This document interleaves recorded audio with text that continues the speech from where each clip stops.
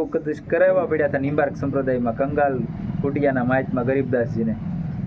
તો રોવા મળ્યા થઈ ગયા, આવડો મોટો મંત્ર હું ક્યારે જપી, કે મને કઈ આવડતું ન. એના ગુરુ કે ભાઈ તારે નથી જપવાનો, હું જપી, કે તારી હાઈટનો તું રામ રામ કર. કેમ કે એની જિંદગીની અંદર બીજું કંઈ જોયું જ નહોતું રામ સિવાય, તો એની જીભે બીજું થોડું વાવવાનું છે. તીવ્ર જિજ્ઞાસાને માટે ગુરુ શિષ્યનો સંબંધ સ્વીકારવો જરૂરી નથી. તાત્પર્ય એ છે કે જ્યાં સ્વયંની તીવ્ર જિજ્ઞાસા નથી થતી ત્યાં સુધી ગુરુ શિષ્યનો સંબંધ સ્વીકાર કરવાથી પણ જ્ઞાન નથી થતું. ગુરુ કરી લીધા, તીવ્ર જિજ્ઞાસા નથી તોય જ્ઞાન નથી થતું. એટલે કે ગુરુ કરવાથી કાંઈ નથી જતું. કોઈ પણ ગુરુ હોય ને તમને મંત્ર આપી દીધો, કાંઈ કરવા નથી, ખાલી ગુરુ કરી લીધા, તો શું કરી લેવાનું? મહેનત તો કરવી પડે ને. બસ મેં ઘણી વાર કીધેલું ને, અત્યારે કીધું, પોતાને ભૂખ લાગી હોય પોતાને ખાવું પડે. આપણું જીવન કેવું છે, ઓલા ફિલ્મ જોવા જઈએ એમાં આમ તમે દ્રષ્ટિ કરો, કોઈ પણ ફિલ્મ અત્યારે તો ઓછું છે, નથી ભગવાનની કૃપાથી મોબાઈલ આવી ગયા, એટલે નકર પિક્ચર જોવા પહેલાં ટોકીઝમાં જતા તો હકીકત હાવ ખોટું જ છે, ત્યાં કાંઈ છે જ નહીં. પણ તોય 3 કલાક આપણે એમ કહીએ બસ કે આનંદ આવે, હેનો પણ આનંદ હેનો આવ્યો, હાવ ખોટું જ હતું, પડદો જ હતો, આનંદ આવ્યો હેનો.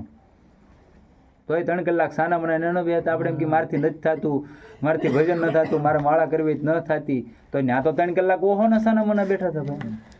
એ કેમ થયું?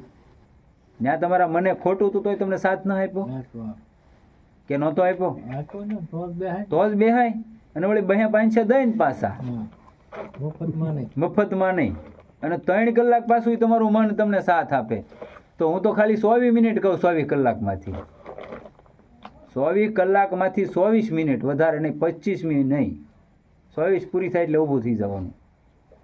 તમે તારા માળા ન હોય તો મિનિટ ઉપર બેસી જાઓ કે ભાઈ હાલો આ મિનિટથી બેઠા ને 24 મિનિટ થાય એટલે પૂરું ઊભું થઈ જવાનું. રામ રામ, કૃષ્ણ કૃષ્ણ, શિવ શિવ, હરિ હરિ, સીતારામ, જે નામ તમને ગમતું હોય, તોય તમારું કલ્યાણ નિશ્ચિત થઈ જાય. અને મુક્તિ ત્યાં સુધીની જવાબદારી.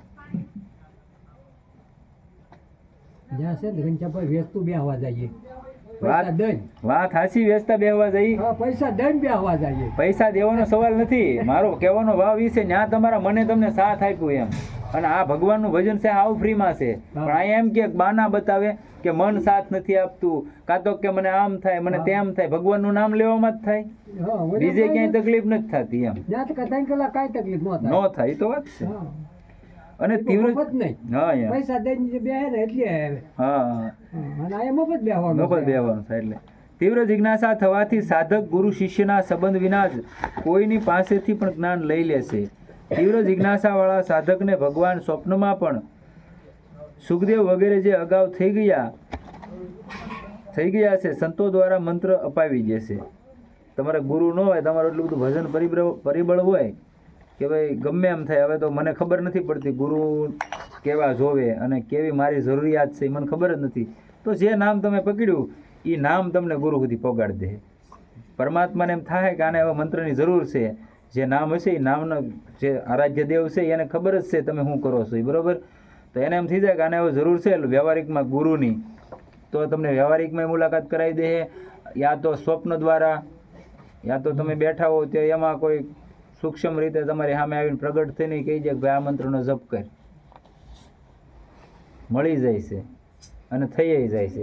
પણ આપણી એવી તીવ્ર જિજ્ઞાસા નથી.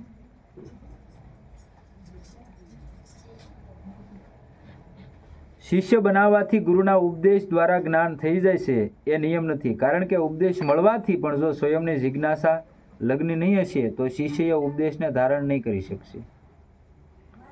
પરંતુ તીવ્ર જિજ્ઞાસા, શ્રદ્ધા, વિશ્વાસ થવાથી મનુષ્ય કોઈ સંબંધ વિના જ ઉપદેશને ધારણ કરી લેશે. શ્રદ્ધા લભતે જ્ઞાનમ. તાત્પર્ય એ છે કે જ્ઞાન સ્વયંની જિજ્ઞાસા લગ્નથી જ થાય છે, ગુરુ બનાવવા માત્રથી નહીં.